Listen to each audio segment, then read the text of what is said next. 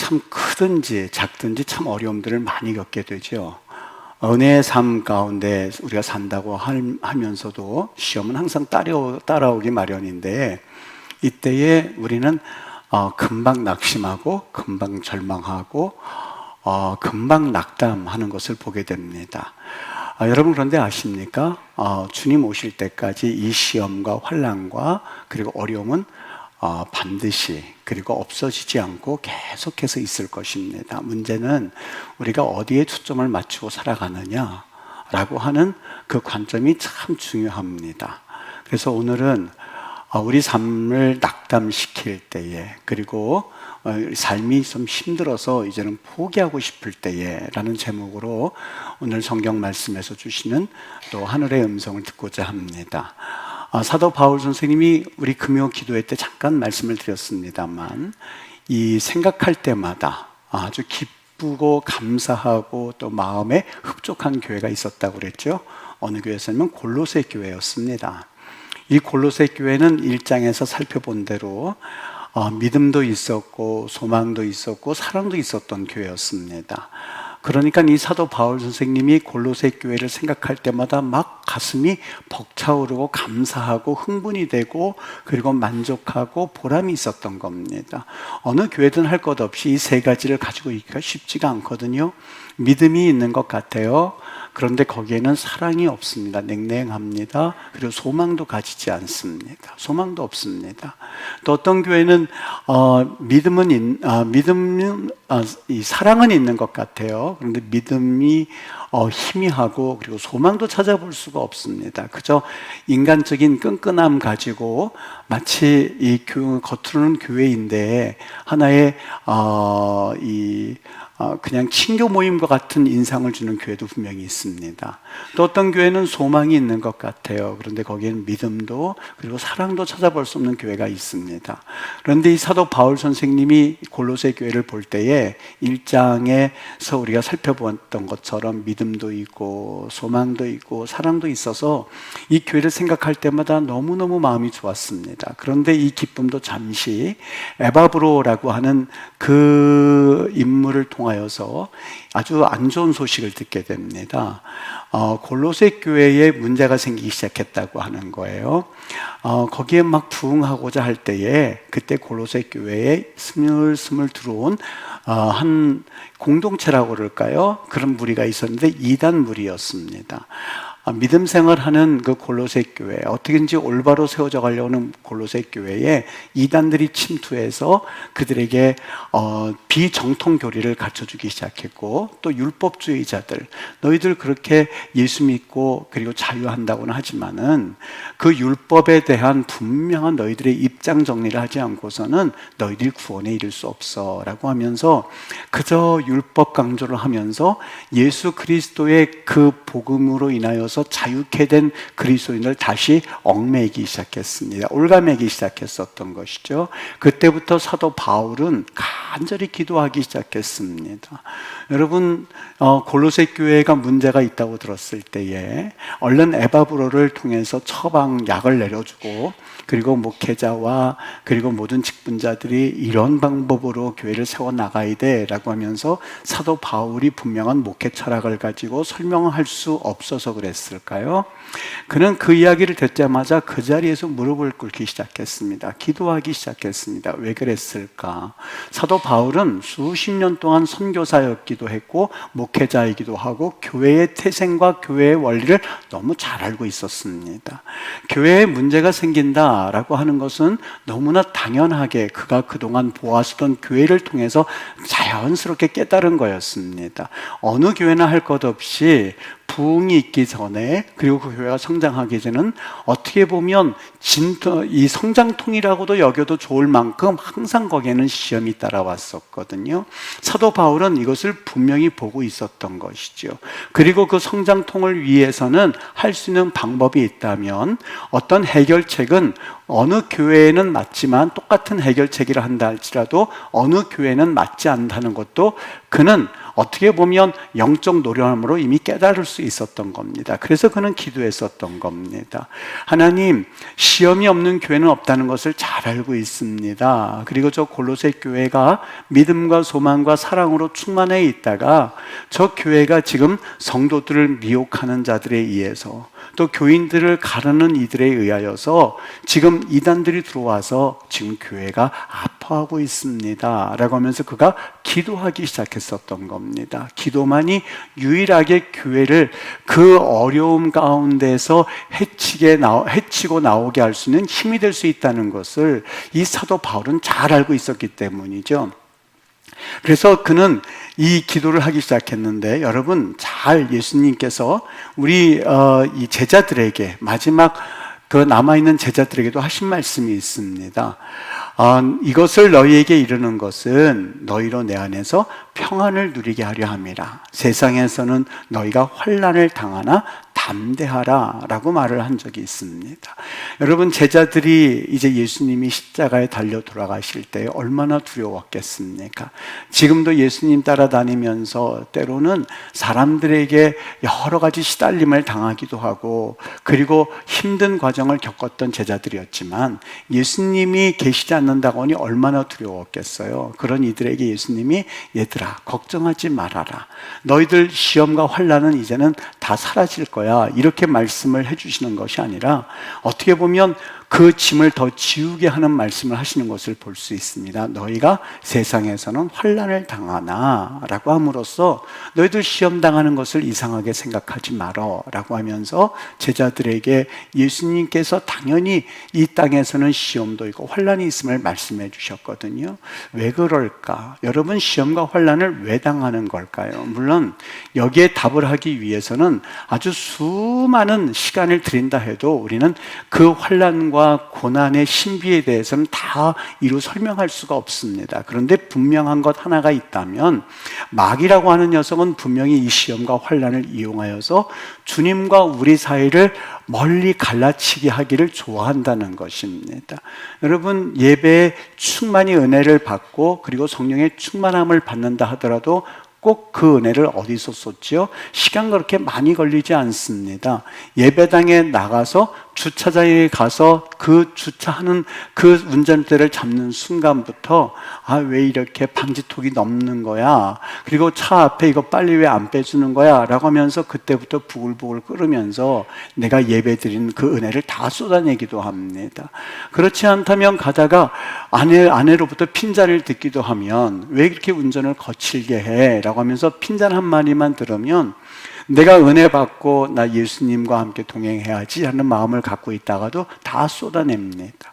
여러분, 부흥회 할 때에 언제 시험을 많이 받는지 잘 한번 떠올려 보십시오. 부흥회 끝나고 집에 가자마자 자녀들로부터 시험당하고 받은 은혜를 다 쏟아냅니다.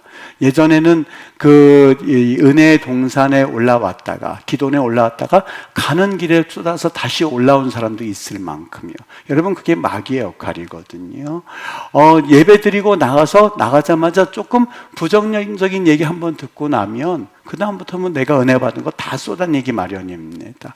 여러분, 한국교회는요 지금까지 부흥을 이뤘고 성장을 이뤘지만 단 한 번도 그 어려움을 겪지 않고 한국교회가 걸어온 적이 없었습니다. 항상 한국교회는 여러 마귀들의 시험으로 인해서 힘들고 어려웠던 것이죠. 물론 모든 환난과 시험이 다 마귀가 한 것이다 이렇게 말할 수는 없습니다. 왜냐하면 조금 전에 이야기한 것처럼 이 고난의 신비라고 하는 것은 우리의 이성으로는 다 이해할 수 없는 그 무엇인가 있기 때문에 그렇습니다. 그런데 하여간 분명한 것은 마귀는 이 고난과 환난과 어려움을 이용하여서 성도들을 하나님으로부터 멀게 하는 역할을 하는데 사용하는 것은 분명합니다. 여러분, 우리 이러한 상황을 이 사도 바울 선생님은 잘 알고 있었습니다. 올 게 왔구나. 저 골로새 교회가 저렇게 성장하고 있지만 언젠가는 시험을 당하게 될 것이고, 언젠가는 환난을 당하게 될 것이고, 언젠가는 어려움을 당하게 될 텐데 올 게 왔구나 라고 하면서 그가 기도하기 시작했습니다.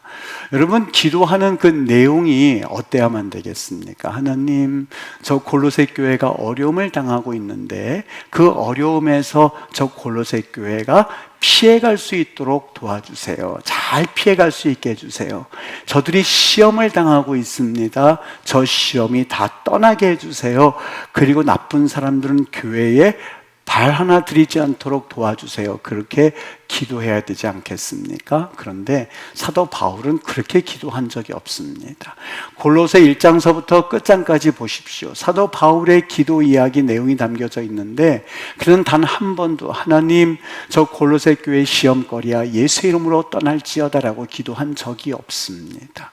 그의 기도한 내용은 하나님 앞에서 우리가 1장에서 살펴보았습니다만 오늘 2장에서 그가 아주 소중하고 그리고 아주 우리가 귀담아 들어야 할 아주 신비스러운 이야기를 하나 해주는데 그것이 6절 말씀입니다. 이렇게 말합니다. 너희가 그리스도 예수를 주로 받았으니 그 안에서 행하라 라고 말합니다. 너희가 그리스도 예수를 주, 너희의 로드, 너희의 주님으로 받았으니 그 예수가 너희의 주님이라고 너희가 분명히 그렇게 가르침을 받았으니 그 안에서 행하라 라고 말합니다. 하나님의 응답이에요. 예수 안에 행하라, 예수 안에 거하라 라고 하는 그 응답의 말씀을 골로새 교인들에게 주고 있는 것을 보게 됩니다. 왜 그랬을까? 왜 기도할 때도 그렇고 사도 바울 선생님은 그 말씀하실 시간에 하나님, 저 어려움이 골로새 교회에서 좀 물러가게 해주세요 라고 기도하면 좋을 텐데 그들에게 했던 말씀은 너희들 예수님 안에 거해. 여러분, 이거 너무 동문서답이지 않습니까? 지금 어려워서 너무 힘들어서 그래서 곧 쓰러질 것 같은데 그 사도 바울 선생님이 위로해주는 말을 들으면 얼마나 좋을까요? 가끔가다 목사님 위로해주는 말씀을 해주세요 그러는데요, 성경에서 선지자들을 가만히 보면 우리 주님께서 사람으로부터 위로받은 적은 그 위로를 하라고 시킨 적은 없어요. 위로가 되는 말씀은 하나님께서 그 말씀을 주셔서 그 말씀이 전달될 때 그가 위로가 됐지.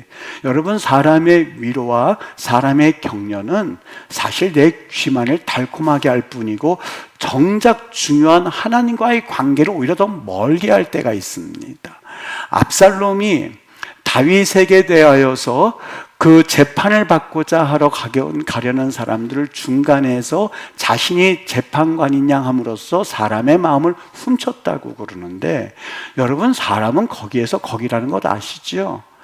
다 거기에서 거기예요. 조금 높여줌을 받으면 내가 그 사람보다 좀 높다라는 생각으로 그 사람의 정신을 지배하려고 그래요. 우리 이런 말 있지 않습니까? 슬픔을 나누면 반이 되고 기쁨을 나누면 배가 된다는 말이 있는데 그 카네기의 처세술을 보십시오. 말이 달라요. 슬픔을 나누면 약점이 되고 기쁨을 나누면 시기를 받게 된다라고 말하고 있어요. 어떻게 보면 아주 지혜롭고 사람이 누구인지를 잘 알게 해주는 것 같아요. 우리의 슬픔을 나눠 보십시오. 정말 잠깐은 위로가 될 듯하지만 사실상 그거는 진정한 위로라고 볼 수가 없어요. 언젠가는 약점이 되고 언젠가는 그것이 시기로 돌아오기 마련이거든요. 정말 위로는 하나님으로부터 받아야만 하는데 그 순간 진정한 상담자라고 한다면 그분과 하나님과 이어질 수 있도록 해줘야 되는데 그 틈을 내려고 할 때가 바로 우리 인간의 마음이거든요. 그래서 조심해야만 합니다. 우리가 교회에 오는 것은 먼저 하나님을 경험하고 첫 번째예요. 사람과의 교제, 코이노니아가 없다는 것이 아니라 먼저 순서예요. 우리 기독교의 순서가 참 중요합니다. 너희는 먼저 그의 나라와 그의 의라고 말씀하셨을 때에 먼저라고 쓰신 이유가 바로 여기에 있거든요. 먼저 하나님과의 관계를 분명히 할 수 있어야 되거든요. 여기 사도 바울 선생님이 분명히 우리에게 얘기해 준 것이 있는데, 그들이 어려움을 당하고 힘들 때에 사도 바울이 중간에서 내가 이렇게 위로해 주고 내가 너희를 이렇게 다독이고 그렇게 하지 않았어요. 예수님을 직설적으로 이야기하는데, 예수님 안에 거하십시오, 예수 안에서 행하십시오, 예수 그리스도를 당신들의 주로 받았으니 예수님 안에 거하십시오라고는 매우 직설적인 명령형을 쓰고 있는 것을 보게 됩니다. 왜 그랬을까? 그게 너희들이 환난을 이기고 삶이 힘들다고 느껴질 때 유일한 해답이기 때문에 그래요. 여러분, 예수님이 내가 one of the truth라고 말한 적이 없어요. 내가 모든 진리가 있는데 그 진리 중에 하나이다 라고 말씀하신 적이 없어요. I am the truth예요. I am the. 나는 내가 그 진리야. 다른 건 진리가 없거든. I am the way예요. 방주에 오직 문이 하나가 있어서 오직 그 하나의 그 문으로 그 동물들과 노아의 가족들이 들어갔던 것처럼 I am only, 내가 Jesus only에 오직 예수밖에요. 그걸 성경에서 말씀하고 있어요. 내가 곧 그 길이요. 우리 성경에는 그 자란 말이 빠져 있지요. 내가 그 문이니, 오직 예수님만이 해답이라고 되어 있거든요. 여러분, 진정으로 오늘 사도 바울은 이분이 참 목회자구나, 참 선교사구나 하는 걸 느낄 수 있게 하는 대목이에요. 그가 어설프게 골로새 교인들에게 조언을 한다든지 어설프게 골로새 교인들을 위로하지 않았어요. 너희들이 예수님을 주로 모셨으니 그 안에 행하라, 예수님 안에 거하라 라고 하면서 예수님을 직설적으로 언급하면서 예수님 안에 거하라고 말했는데, 답은 오직 한 가지예요. 하나예요. 예수님만이 그 안에 거하는 것이 환난을 이길 수 있는 방법이기 때문에 그가 그런 말을 했던 것을 볼 수가 있어요. 예수님도 그러셨거든요. 요한복음 14장, 15장, 16장 다 유언장과 같은 말씀이에요. 예수님이 십자가의 골고다에 올라가서 달려 돌아가시기 전에 마지막으로, 여러분, 유언이 얼마나 중요한데요. 어떤 분이 돌아가실 때에 마지막에 무슨 말을 하셨는가, 그 이야기를 자녀들은 꼭 듣고 싶어 하거든요. 뭐라고 말씀하셨을까? 자녀에게 뭐라고 말씀하셨을까?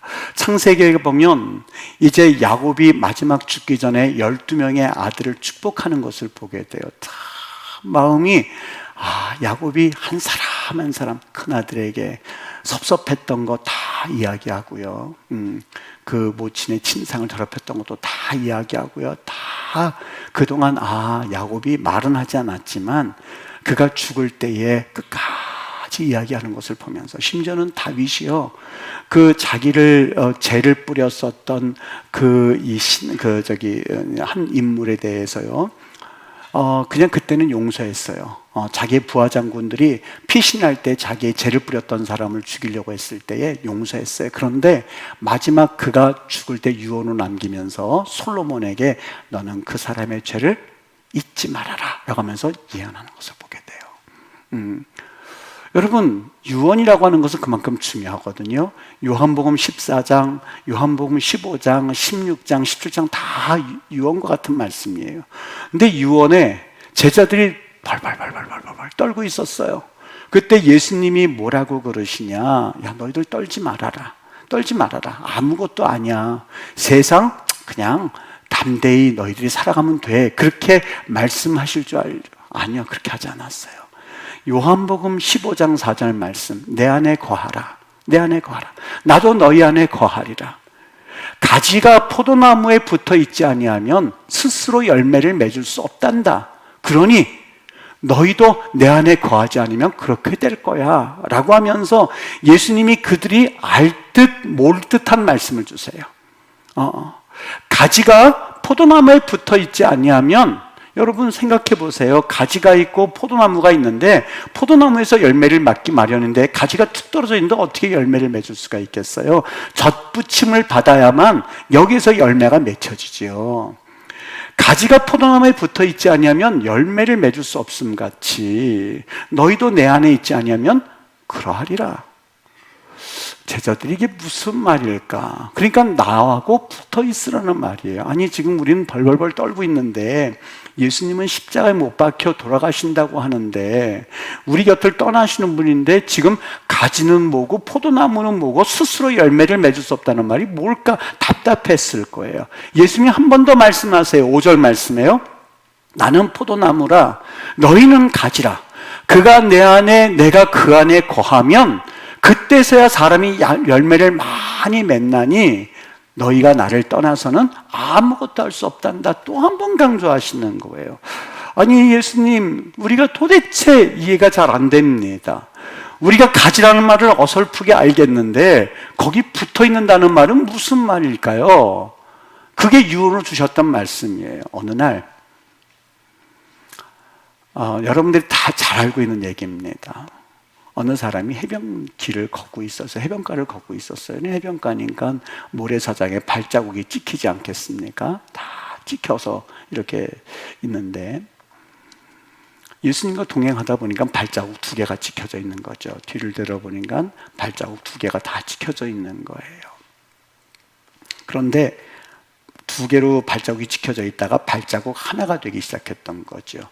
가만히 보니까 발자국 하나로 찍혀졌던 그 기간은 자기가 인생에 있어서 너무너무 힘들 때 발자국 하나가 찍혀진 거예요.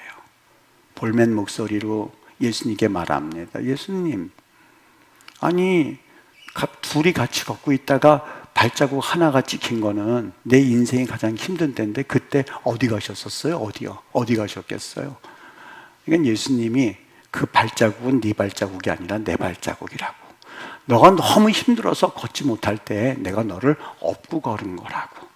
여러분, 감동받는 이야기예요. 참 감동이 돼요. 그런데 감동이 되었을 뿐 사실 은혜는 되지 않아요. 왠지 아십니까? 그 이야기가 무슨 뜻인지는 알고 있는데 사실 우리가 너무 힘들고 그리고 너무 답답해서 쓰러질 때에 이게 체험이 안 되는 거예요. 언제 예수님 앞에 여러분 엎혀가지고 정말 거기에 힘 축 늘어뜨리고 예수님이 여러분 업고 가신 게 체험이 되어주십니까?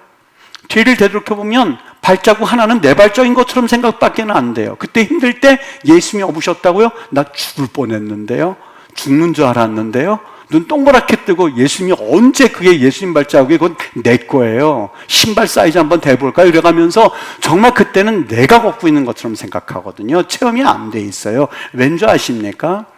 여러분, 예수님은 분명히 우리에게 말씀하신 게 있어요. 열매를, 두렵지 않은 열매를 맺을 때 한 가지 저절로 되는 게 아니에요. 담대하라. 너희가 환난을 당하라 담대하라는 그냥 저절로 되질 않아요. 교회 다니니까 그냥 되지 않아요. 내가 직분 받으니까 그냥 되는 게 아니에요. 거기에 조건이 있는데 분명히 말씀하셨죠. 너희는 내 안에 거하라. 가지가 포도나무에 붙어 있지 아니하면 스스로 열매를 맺을 수 없음 같이 너희가 내 안에 있지 아니하면 그러할 거다. 스스로 열매를 맺을 수가 없어. 그러니까 조건이 하나가 있는데 붙어 있어야 돼. 가지는 포도나무에 반드시 붙어 있어야 돼. 지금 두려울 건 없다라고 이야기했는데 거기 조건을 우리는 잊어버릴 때가 많아요. 내가 너를 축복하리라, 우리는 그 말씀만 받아들여요. 내가 너희를 도와주리라, 그 말씀만 받아들여요. 내가 너와 함께하리라, 그것만 받아들여요. 거기에 조건이 있죠. 가지가 포도나무에 붙어 있지 아니하면 이란 말은 싹 잊어버려요. 그리고 내가 듣기 좋은 말들만 들어요. 두려워하지 않는다고 했잖아요. 나를 업어준다고 그랬잖아요. 그리고 나와 함께 한다고 그랬잖아요. 거기 조건이 가지가 포도나무에 붙어있지 아니하면 스스로 열매를 맺을 수 없음 같이라고 분명히 말했고, 너희는 가지고 나는 포도나무라고 그랬으니 예수님과 우리가 붙어 있어야만 하거든요. 그래서 물어요. 예수님 안에 거합니까? 가지 대신 여러분이요 예수님과 붙어 있습니까? 그렇게 물으면 100이면 99분은 대부분 나 예수님과 붙어 있는 줄 믿습니다 그래요. 나 예수님과 거하는 줄 믿습니다 그래요. 근데 그 말은요, 나 안 믿어지니까 그렇게 얘기하는 거예요. 여러분 생각해 보세요. 여러분 가정에 혹시 냉장고 있습니까? 라고 말했을 때 목사님 우리 집에 냉장고 있는 줄 믿습니다 이렇게 대답하는 분이 있어요? 아마 없을걸요? 있으면 있고 없으면 없지. 난 냉장고에 있는 줄 믿습니다라는 게 무슨 말이에요? 없으니까 있도록 믿겠다는 건지 아니면 확인을 안 해봐서 모른다는 건지 사실 분간이 안 가거든요. 예수님이 내 안에 거하시는 걸 믿습니까? 그러면 네, 예. 거하면 네. 거하지 않으면 아니요, 거하지 않습니다. 둘 중에 하나의 대답이에요. 애매모호하게 있는 줄 믿습니다. 안 믿겨지니까는요. 사도 바울이요, 서신서에서 아주 많이 사용한 단어가 있습니다. 많이 사용했어요. 그 중에 하나가 그리스도 안에예요. 그리스도 안에. 내 안에 거하라. 내 안에 거하라. 내 안에 거하라. 지금 내가 예수님과 함께 거한 줄 믿습니까? 믿습니다 얘기하는데 왜 그렇게 되냐면 이해가 안 되기 때문에 그래요. 도대체 예수님 안에 같이 붙어 있는다는 게 뭘까? 예수님 안에 거한다는 게 뭘까? 매번 내가 두려워하지 않고 삶에 힘들어질 때에 정말 은혜를 입기 위해서는 예수님과 거해야 되고 가지가 포도나무에 붙어 있음 같이 붙어 있어야 된다고 그러는데 도대체 그게 무슨 말일까? 예수님 좀 명확하게 말씀해 주시죠. 나를 따라오너라 그러면 예수님께서 어느 길로 걸어가든지 따라가기만 하면 되는데 예수님이 동쪽으로 가시든지 서쪽으로 가시든지 북쪽으로 가시든지 남쪽으로 가시든지 예수님이 가신 대로 따라가기만 하면 되는데 예수님이 나와 내 안에 거하라고 하셨으니 이게 무슨 말일까? 도대체 이해가 안 되니까 사실 그것이 실행이 되지가 않고 실행이 되지 않으니까 단 한 번도 교회는 다니지만 사실 예수님과 거하는 체험을 하지를 못했던 거예요. 무슨 얘기일까? 사도 바울 선생님이 이것을 본인 말로 다시 풀이해 준 적이 있습니다. 갈라디아서 2장 20절 말씀이 이렇게 풀이했습니다. 내가 그리스도와 함께 십자가에 못 박혔나니 그런즉 이제는 내가 산 것 아니요 오직 내 안에 그리스도께서 사신 것이다. 내가 그리스도와 함께 십자가에 못 박혔나니 이젠 내가 산 것 아니요 내 안에 그리스도가 산 것이다. 여러분 여기 이 안에 예를 들어서 지금 먹던 콜라가 있다고 생각을 해보시죠. 근데 그게 좀 시간이 지났어요. 김이 다 빠졌어요. 근데 갑자기 목이 말라서 물이 먹고 싶은데 생수를 따가지고 물을 그냥 부어서 벌컥벌컥 하는 분이 있습니까? 여러분들 가운데 그렇게 하는 분이 있어요? 아니요, 없을걸요. 콜라가 있으면 그거 따라서 버리고 그리고 거기에 생수를 따라서 마시는 게 어떻게 보면 순서예요. 바로 그 말입니다. 먹던 콜라는 나예요. 생수는 예수님이에요. 여기에서 말씀하신 내용이 어떤 내용일까? 내 안에 거하라 라고 하는 것은 먹던 콜라가 가득 채워졌는데 거기에 물을 부을 수가 없어요. 콜라를 부어버려야만 물을 부을 수가 있지요. 내 안에 거하라 라고 하는 말은 내가 그리스도와 함께 십자가에 못 박는 겁니다. 과거에 나 수십 년 동안 살고 있던 내 생활 습관, 수십 년 동안 살아온 내 자아, 수십 년 동안 살아온 내 행동 양식, 수십 년 동안 내 살아온 생활 습관 것들을 일순간에 배설물처럼 버리고 그리고 거기에 예수님의 생수를 따라 넣는 거예요. 이게 바로 내 안에 거하는 거예요. 그게 바로 예수님이 내 안에 거하고 내가 예수님 안에 거하는 거예요. 사도 바울은 그렇게 표현했어요. 내가 그리스도와 함께 십자가에 못 박혔나니 이제는 과거에는 내가 살았는데 내 생각대로 살았는데 내가 옳은 것에 대한 기준이었었는데 내가 판단의 기준이었었는데 내가 옳다고 하는 것이 기준이었었는데 이제는 내가 산 것 아니라 내 안에 예수님이 얘야 그거 옳은 거 아니야. 그러면 아유 내 생각은 아닌데 그렇군요. 얘야 그거 옳은 거란다. 내 생각이 틀린 것 같더니 그게 맞는 거군요 하면서 그분을 주로 모시고 살아가는 것이 그 안에 거하는 것이라고 말씀해 줬던 거예요. 우리 세례 받지요. 세례. 우리 성결교단에서는 약해서 이렇게 간략하게 해가지고 이렇게 세례를 주거든요. 원래는 웹타이저였었어요. 물속에 가라앉았다가 이렇게 들어 올리지 않습니까? 침례교에서는 그렇게 하거든요. 물속에 이렇게 가라앉을 때는 의미가 뭐냐면 내가 예수님과 함께 이젠 죽습니다. 나 이제는 예수님과 함께 죽었습니다. 과거에 나는 이제 죽습니다. 과거에 우리 이 집사는, 과거에 이 권사는 죽습니다. 이 성도는 죽습니다.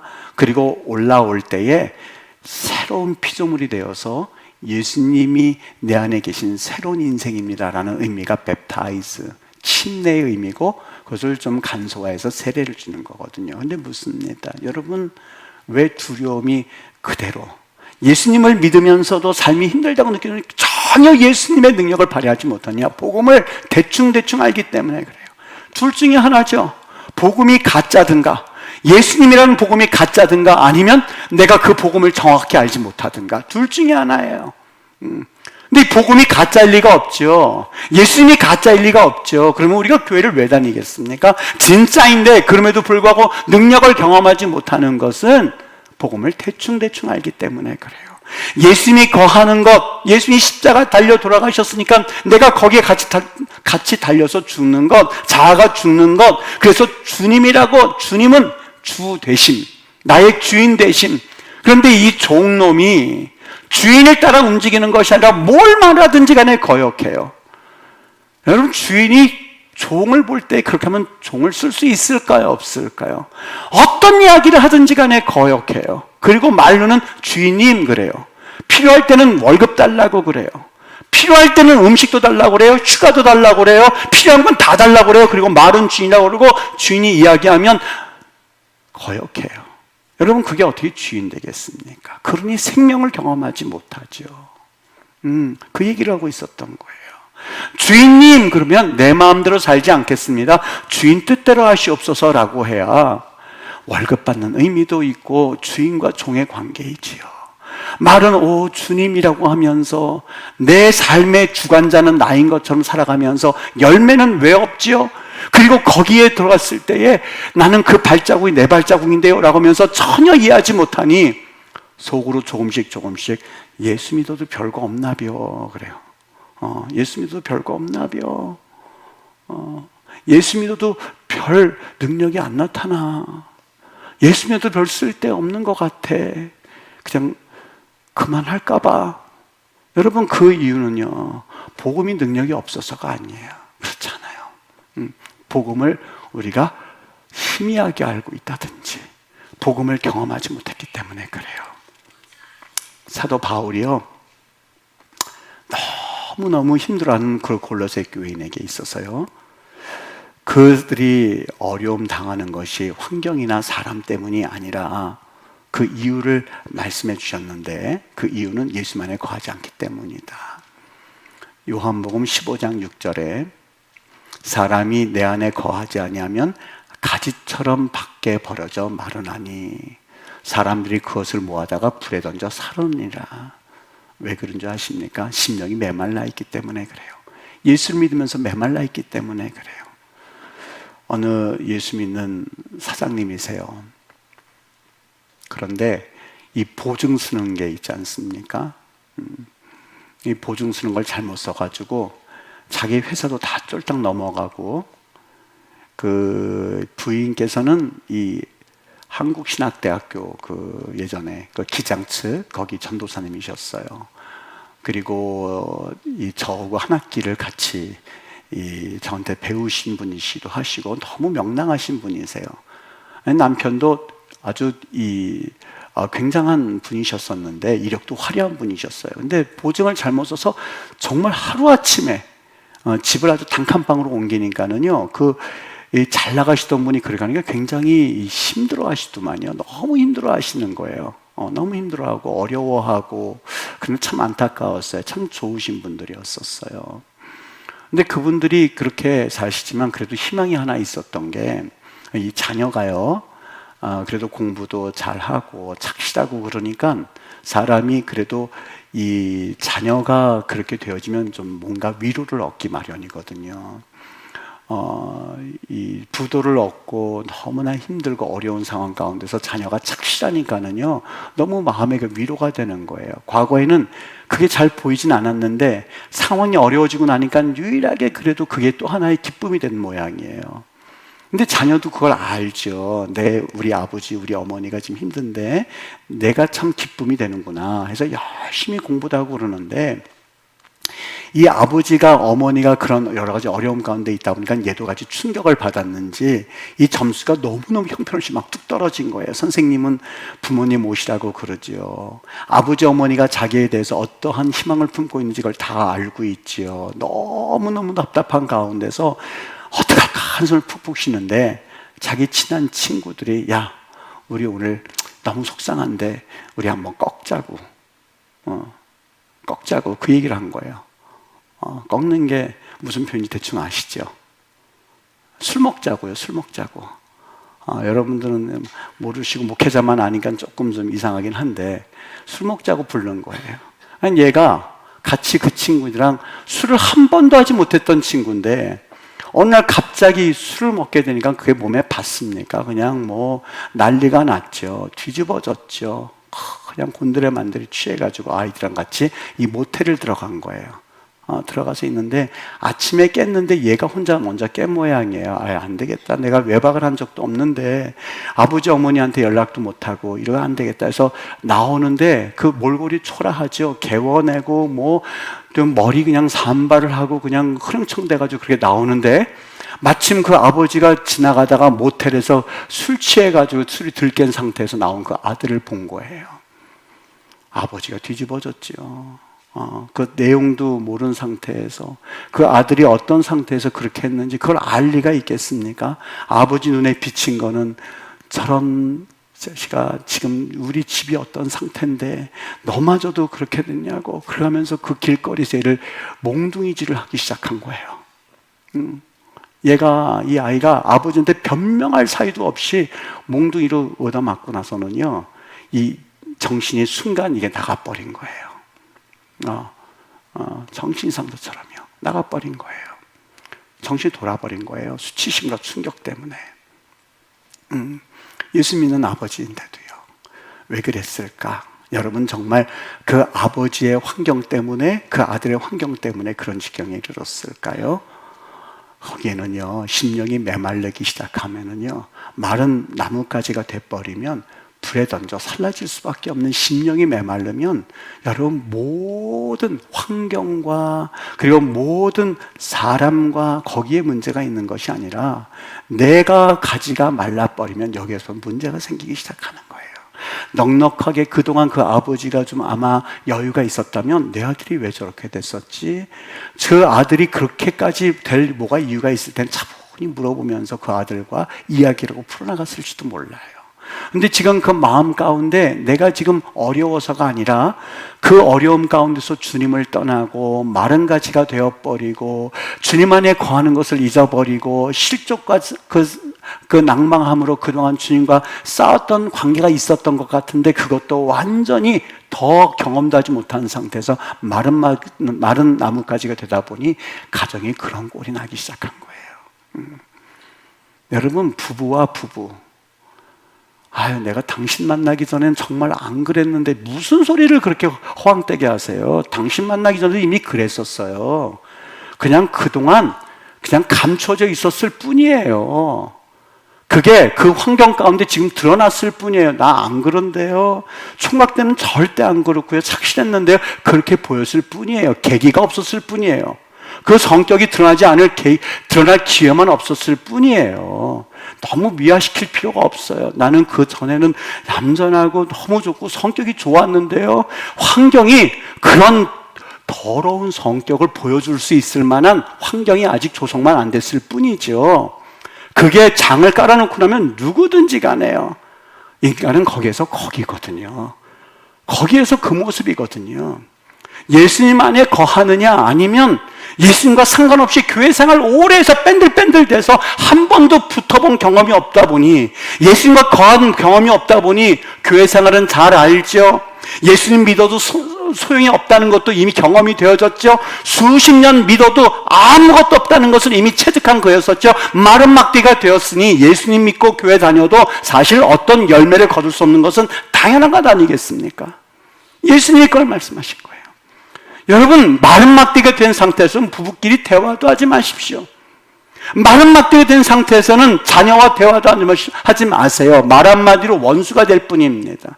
정말 마른 나뭇가지였다면 어이구 하나님 나 지금 마른 나뭇가지입니다. 큰일 나겠습니다. 오 하나님 다시 한번 하나님 앞에 나와 예수님 안에 거하는 것이 무엇인지 경험하게 하시고 체험하게 해주세요. 목사님 전 지금 마른 나뭇가지여도 아무 이상이 없는데요. 그냥 폭풍 전야라고 생각하면 돼요. 언제 하나님 앞에서 그 모든 것들을 내가 깨닫게 되는 날에는요 정말 무섭거든요. 하나님이 우리에게 사랑의 하나님이시기도 하시지만 공의의 하나님이시기도 하시기 때문에 그 하나님을 두렵고 떨림으로 그저 그동안 나를 위해서 중보기도 했던 분들의 은혜로 살아간다고 생각하면 맞아요. 그 삶이에요. 사도 바울이 그걸 말씀해주고 있었던 거예요. 골로새 교회에게 그걸 말하고 있었던 거예요. 얘들아 시험당하고 환난당하고 삶에 지쳐있는 것은 당연해. 그것은 이 땅에 살면서 내가 예언하는 예언을 할게. 너희들 세상 끝날까지 그 환난은 계속될걸.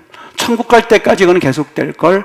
단지 한 가지 예수님 안에 거하는 것, 그것을 한번 경험했으면 좋겠어.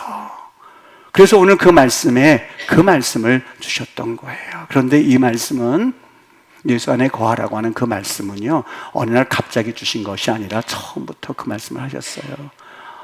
우리 하나님이 신명기 6장 4절에서 5절까지 말씀이요. 이스라엘아 들으라. 우리 하나님 여호와는 오직 유일한 여호와이시니 너는 마음을 다하고 너는 뜻을 다하고 너는 힘을 다하여서 네 하나님 여호와를 사랑하라고. 지금 광야길을 걷고 있는 이스라엘 백성들에게 물 좀 달라고, 하나님 음식을 달라고, 저희들 목이 말라서 죽을 것 같다고 하는 이스라엘 백성들에게 너희들 마음을 다하고 뜻을 다하고 그리고 힘을 다해서 우물을 찾아봐 이렇게 말한 것이 아니라 하나님을 사랑하라고. 너희는 가지니 마른 나뭇가지처럼 살 수 있는 그런 기한이 이제는 한정돼 있어. 오늘까지 좋다가 내일 어떻게 될지 모르는 인생. 여러분 지금 좋다고 그래서 자녀와의 관계가 내일도 좋아리라는 보장이 없어요. 오늘 좋다고 그래서 내일도 좋으리라고 하는 그런 관계 보장이 아무것도 없어요. 마른 나뭇가지니 그냥 거기에 마귀가 성냥불만 붙이면 그냥 붙게끔 돼 있거든요. 주님께서 우리에게 은혜로 주신 시간들 좋다라고 끝낼 것이 아니라 내가 하나님 가지니 포도나무 되신 우리 예수님 그분 앞에 다시 한번 나아가 내가 접붙임 받기를 원합니다. 열매 얻기를 원합니다. 두려움이 없이 살기를 원합니다. 삶이 힘들어질 때에 담대한 열매를 얻기를 원합니다 라고 하면서 이제부터라도 여러분 한 번쯤은 기간을 정해두고 나는 죽었다.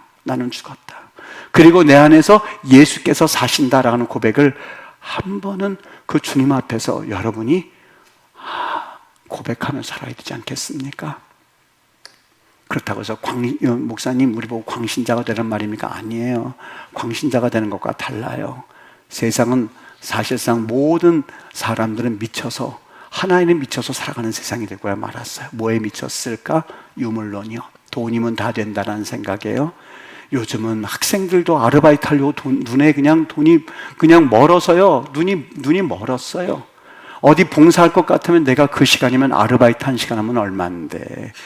예전에는 우리 이 여자 성도님들 같은 경우는 특별히 일이 없다 보니까 모이도 쉬었습니다만 요즘은 다 일들 나가세요. 사실 한번 모이는 게 일이에요. 정말 쉽지가 않은 세상이 되었어요. 다 아이들 학원비라도 벌려고 그리고 어떻게 해서든지 간에 가사에 도움이 되려고 여러분 다 그렇게 살아가는 세상이에요. 말은 하고 있지 않지만 관심거리가 성공, 관심거리가 승진, 관심거리가 돈, 관심거리가 부동산, 관심거리가 사실 내 자녀들 거기에 다 관심이 가 있는 이러한 때에 예수님 안에 거하라는 말이 들려지지 않겠지만 마른 나뭇가지가 되어서 그 모든 것이 아무것도 아니었구나라고 하는 생각으로 돌이키기 전에 하나님 앞에 믿음으로 그분을 찾고 구하고 거하는 은혜를 경험하실 수 있게 되기를 주의 이름으로 축원합니다. 여기 고로새 교회 당시에 헬라 철학에 의해서 영지주가 퍼져 있었던 것 같아요. 우리 사도 바울 선생님이 그들을 향해서 이렇게 말합니다. 7절 말씀 또 이렇게 보고선 우리 7절 8절 읽고 말씀을 맺도록 할게요. 한번 들어보시죠. 그 안에, 예수 안에, 그 말이죠, 뿌리를 박으며 세움을 받아 교훈을 받은 대로 믿음에 굳게 서서 감사함을 넘치게 하라. 누가 너희들을 철학과, 누가 너희를 헛된 속임수로 너희를 사로잡을까 주의해라. 여기 주의하란 말이 경계하라는 소리입니다. 누가 나를 헛된 철학과, 누가 나를 거짓말로 내 영혼을 주님으로부터 멀게 할까 경계하라는 거예요. 그거는 각자에게 주신 명령이지 누가 경계하도록 보호해 주는 게 아니에요. 자기 영혼은 자기가 지킬 줄 알아야 돼요. 자기 영혼은 자기가 지켜야지 누가 지키겠습니까? 경계하라. 이것은 이렇게 혹시 헛된 철학과 헛된 속임수로 넘어가는 것은, 그것은 주님을 위한 게 아니래요. 뭐라고 그래요? 사람의 전통과 세상의 초등학문을 따름이지 그리스도를 따른다고, 그리스도를 위한 거라고 착각하지 말아라. 착각하지 말아라. 포도나무에 붙어있지 않은 상태에서 철학을 따르고 헛된 속임수로 있는, 그리고 자기는 그것이 마치 그리스도를 따르는 것처럼 착각하는 무리들이 골로새 교회에 있는 것을 보고, 너희들 그 그리스도 따르는 거 아니거든, 그 말씀이에요. 여러분 어떻게 사시는지 조금 결단하시겠습니까? 한 달이 됐든 6개월이 됐든 1년이 됐든 아니면 단 며칠이 되었든 내 자신 생각과 내 철학과 내 경험과 내 자아를 2000년 전에 돌아가신 그 십자가에 예수님이 달려 돌아가실 때에, 예수님 나도 거기에 이제는 못 받게 해주세요. 나도 못 받게 해주세요. 그리고 내가 산 것 아니라 예수님께서 사시는 것을 경험하게 해주세요. 삶이 힘들다고 느껴지십니까? 환경 때문이 아니에요. 그렇잖아요. 돈이 없어서요? 아유, 천만에요. 돈 없다고 지금까지 못 산 걸 또 갑자기 살아왔는데 못 사는 줄 아십니까? 아니요, 그렇지 않아요. 돈 때문이 아니에요. 그러면 그분은 돈이 있다고 그 삶이 참 행복하다 그렇게 느껴질 것 같아요. 그렇잖아요. 문제는 여러분의 심령이 나뭇가지가 되었기 때문에 그래요. 나뭇가지가 되었대요. 다시 생명이 흐르게 해야 돼요. 어디에? 예수님이 거하게 하는 것.